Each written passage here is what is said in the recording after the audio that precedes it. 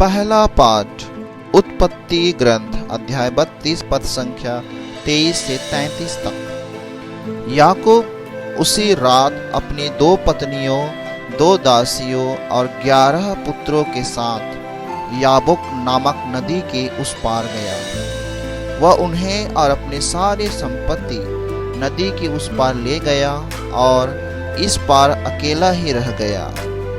एक पुरुष भोर तक उसके साथ कुश्ती लड़ता रहा। जब उसने देखा कि वह याकूब को पछाड़ नहीं सका तो उसने उसकी जांघ की नस पर प्रहार किया और लड़ते लड़ते याकूब की जांघ का जोड़ उखड़ गया। उसने कहा, मुझे जाने दो क्योंकि भोर हो गया है। याकूब ने उत्तर दिया, जब तक तुम मुझे आशीर्वाद नहीं दोगे तब तक मैं तुम्हें जाने नहीं दूंगा। उसने पूछा, तुम्हारा नाम क्या है? उसने उत्तर दिया, मेरा नाम याकूब है। इस पर उसने कहा, अब से तुम याकूब नहीं बल्कि इज़राइल कहलाओगे, क्योंकि तुम ईश्वर और मनुष्यों के साथ लड़कर विजयी हो गए हो। तब याकूब ने पूछा, मुझे अपना नाम बता दो। उसने उत्तर दिया, तुम मेरा नाम क्यों जानना चाहते हो? और उसने वहां याकूब को आशीर्वाद दिया। याकूब ने उस स्थान का नाम पनूएल रखा, क्योंकि उसने यह कहा, ईश्वर को आमने सामने देखने पर भी मैं जीवित रह गया। जब उसने पनूएल पार किया तो सूर्य उग रहा था। उस समय से जांघ का जोड़ उखड़ जाने के कारण वह लंगड़ाता रहा। इस कारण इज़राइली आज तक जांघ की नस नहीं खाते, क्योंकि उस मनुष्य ने याकूब की उस नस पर प्रहार किया था।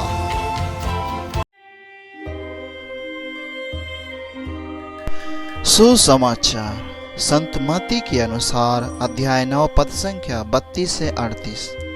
वे बाहर निकल ही रहे थे कि कुछ लोग एक गूंगे अब्दूतग्रस्त मनुष्य को ईसा के पास ले आए। ईसा ने अब्दूत को निकाला और वह गूंगा बोलने लगा।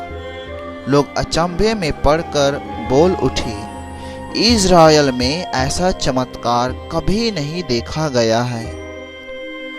परंतु फरीसी कहते थे, यह नरक दूतों के नायक की सहायता से अब्दूतों को निकालता है।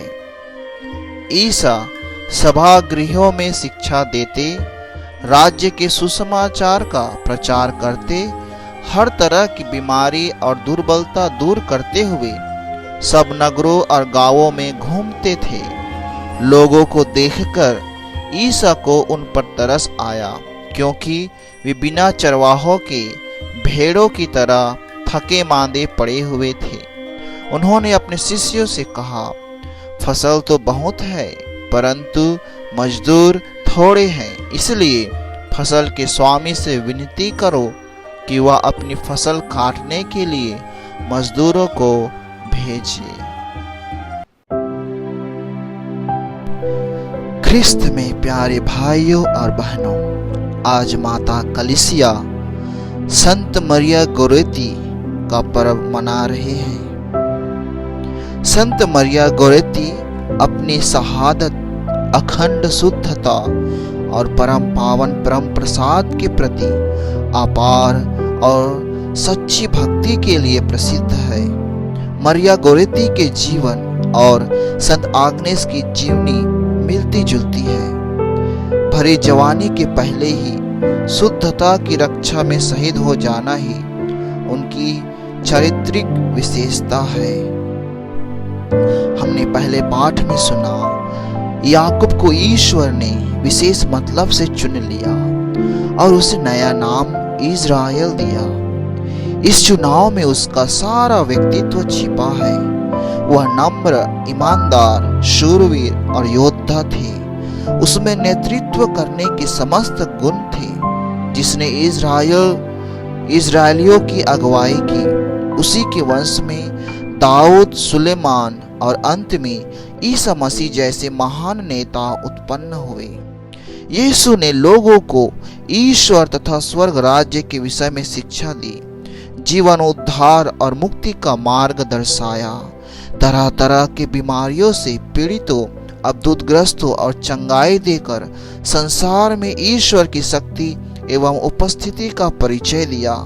चमत्कार के चिन्ह ईश्वर को पहचानने के उत्तम साधन थे, लेकिन बहुतों ने उसे नहीं पहचाना। जिन्होंने पहचाना उन्होंने यीशु में विश्वास किया। फरीसी उसे ग्रहण नहीं कर सकी क्योंकि उसकी धारणा गलत थी। उन्होंने कहा कि यीशु नरक दूतों की सहायता से अब दूतों को निकालते हैं। इन फरीसियों जैसे उल्टे दिमाग वाले असंख्य लोग संसार में मिलेंगे। उनका सामना करते हुए ख्रिस्तीय विश्वासियों का सही मार्गदर्शन करने वाले शूरवीर, साहसी, ईमानदार नेताओं की जरूरत है। यीशु को भविष्य की चिंता थी कि उसके चले जाने के बाद क्या होगा, अतः लोगों से वे प्रार्थना करने का आग्रह करते हैं ताकि ईश्वर सुयोग्य नेताओं को बनिहारों के रूप में भेजे। तो आइए आज हम प्रत्येक ख्रिस्तीय होने के नाते हम प्रार्थना करें कि अधिक से अधिक बनिहारों को बुलाने में प्रभु हमारी मदद करे।